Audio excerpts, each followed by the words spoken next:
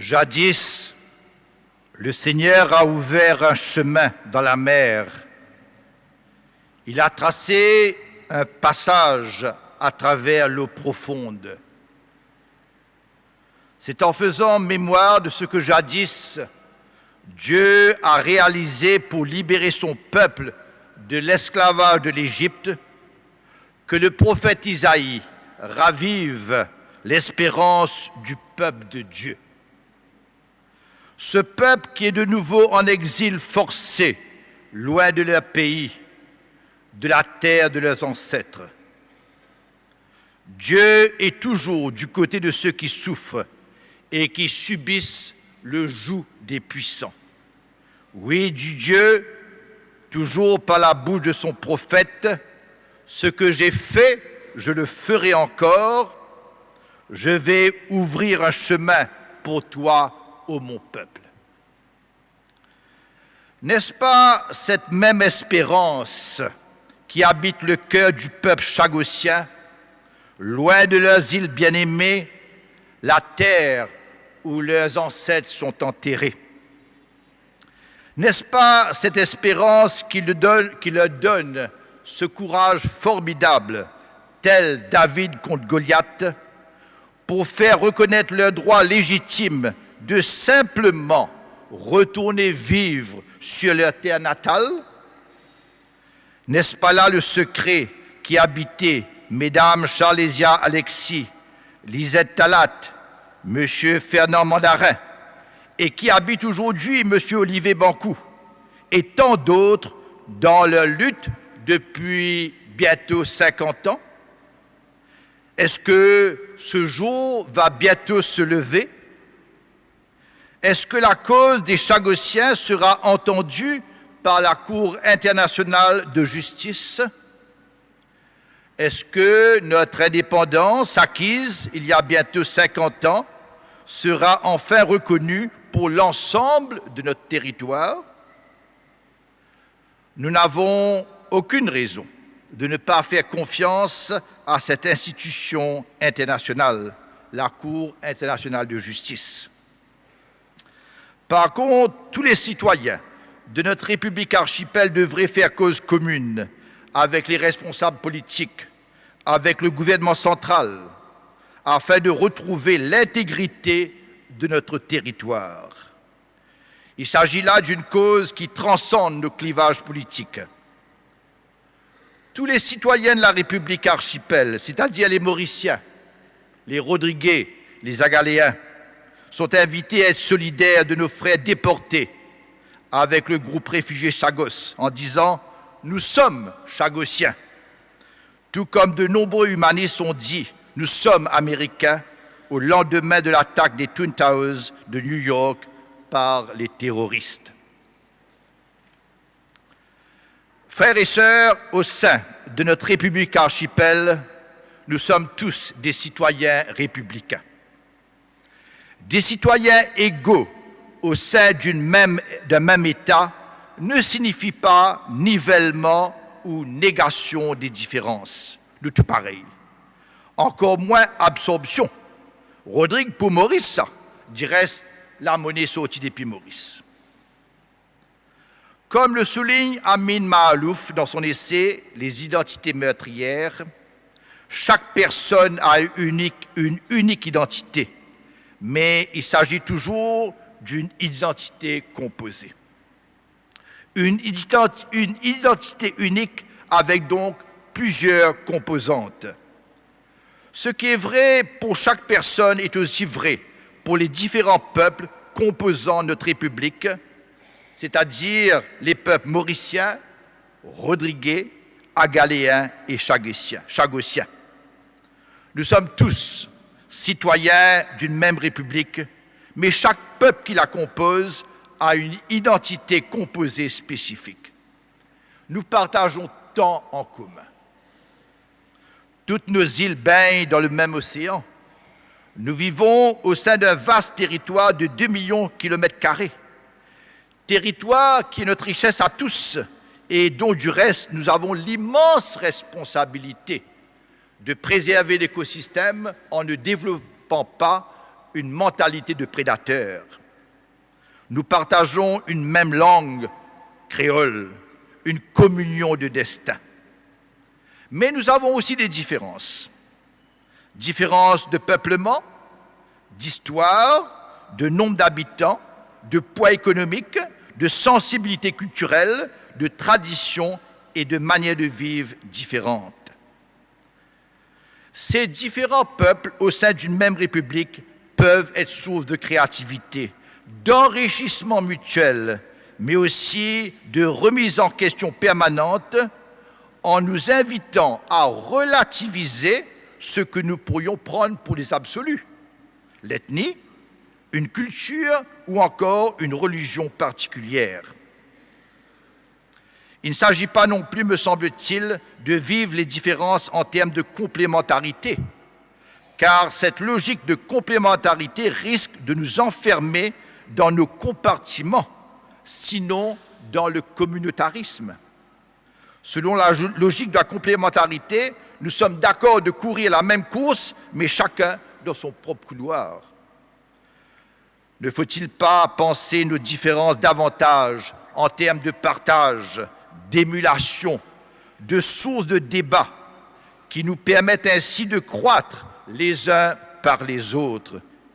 L'expérience le prouve, la diversité, certes exigeante, est toujours source de dynamisme, de créativité, de projection dans le futur, tandis que le repliement sur soi, l'entre-soi, conduit à l'immobilisme, au conformisme et nous fait regarder en arrière vers un passé idéalisé et mystifié. Pour illustrer comment la diversité de nos peuples au sein d'une même république peut être source d'enrichissement, je voudrais vous partager ce matin une manière de faire Rodriguez, une différence Rodriguez qui devrait nous donner à réfléchir à nous, Mauriciens, et pourquoi pas à nous remettre en question. Je voudrais, à partir de 3 exemples, montrer comment la question identitaire se vit à Rodrigue. Monsieur Ismaël Valimamod, connu comme Maël, décédé l'an dernier, est une figure connue de Rodrigue. Maël m'a dit un jour, lors d'une manifestation culturelle, « Je suis Rodriguais ». Maël était profondément ancré dans sa foi islamique, foi qui était une composante importante de son identité. Par ailleurs, Maël était infirmier et un grand sportif. Il parlait plusieurs langues, dont le créole. Il était très engagé socialement et durant les 5 dernières années de sa vie, membre de l'Assemblée régionale de Rodrigue et commissaire des sports et de la santé. Il était rodriguais, sans renier aucune des composantes de son identité. Maël le Rodriguais a été élu en tête de liste dans une circonscription composée à 98% de Rodriguais de foi chrétienne. Monsieur Akochong est également un Rodriguais. Sa personnalité a bien évidemment été façonnée par de nombreux facteurs. Ses parents viennent de Chine et il a vécu toute sa vie à Port-Mathurin. Il est commerçant et rencontre chaque jour des personnes venant de la côte et de la montagne, ban-au-vent et ban-sous-le-vent.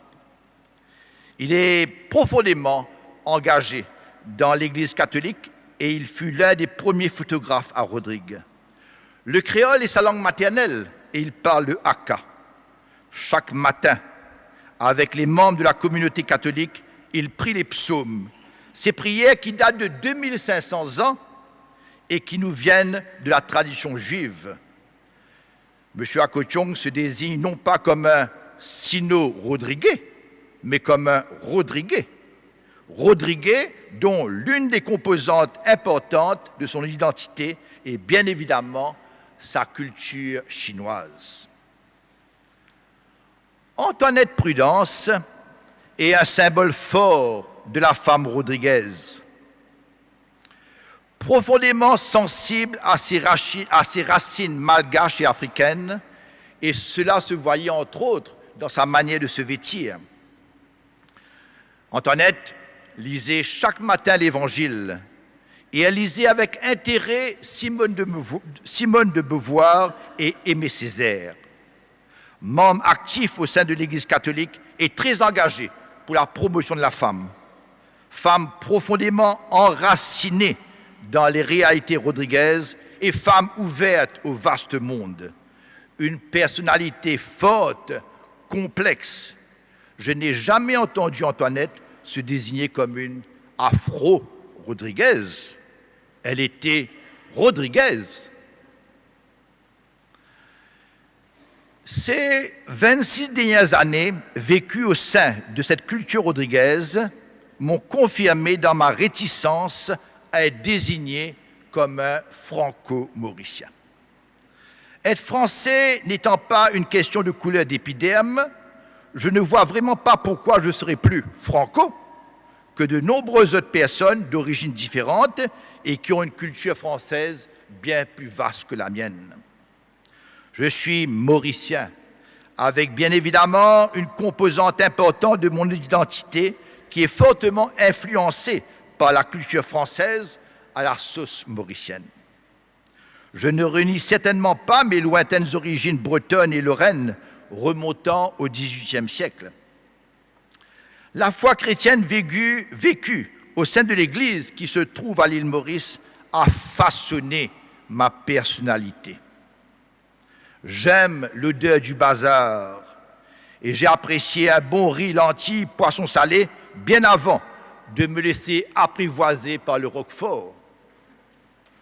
J'ai appris à parler parallèlement le français et le créole. Je suis mauricien. Amin Maalouf nous dit « Évitons le piège ».